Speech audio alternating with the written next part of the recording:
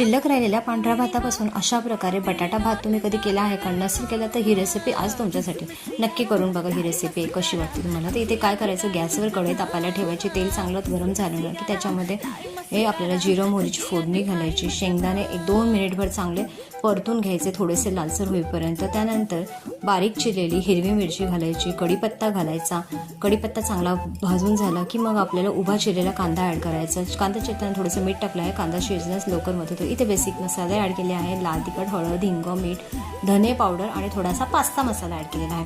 त्यानंतर अशा प्रकारे बटाट्याच्या उभ्या थोड्याशा अशा फोडी करून घेतल्या आहेत मध्यम साईजच्या। आणि त्यानंतर या बटाटा शिजवून आपल्याला घ्यायचा आहे 6 ते 7 मिनिटं। त्यानंतर आपल्याला हा जो पांढरा भात आहे त्याच्यामध्ये लिंबू पिळून घेतलं होतं। लिंबू पिळून झाल्यानंतर त्या भात चांगला हलवायचा आणि त्यानंतर अशा प्रकारे हे आपल्याला थोडंसं मीठ चवीपुरतं ॲड करून अशा प्रकारे हलवून घ्यायचा आहे भात। त्या अशा प्रकारे हा आजचा सोपा साधा बटाटा भात तयार झालेला आहे।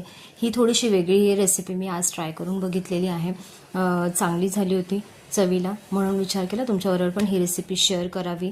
तर अशा प्रकारे तुमच्याकडे पण साधा भात कुठला राहिला असेल पांढरा भात, तुम्ही दुपारी मुद्दामून जिरा राईस केला होता आज, तर हा भात करण्यासाठीच ही रेसिपी नक्की करून बघा। जर तुमच्याकडे भात शिल्लक राहिला असेल तर हा व्हिडिओ आवडला असेल तर लाईक करा, शेअर करा, नवीन असल्यास पेजला सबस्क्राईब करा। भेटूया पुढच्या भागात, तोपर्यंत बाय बाय।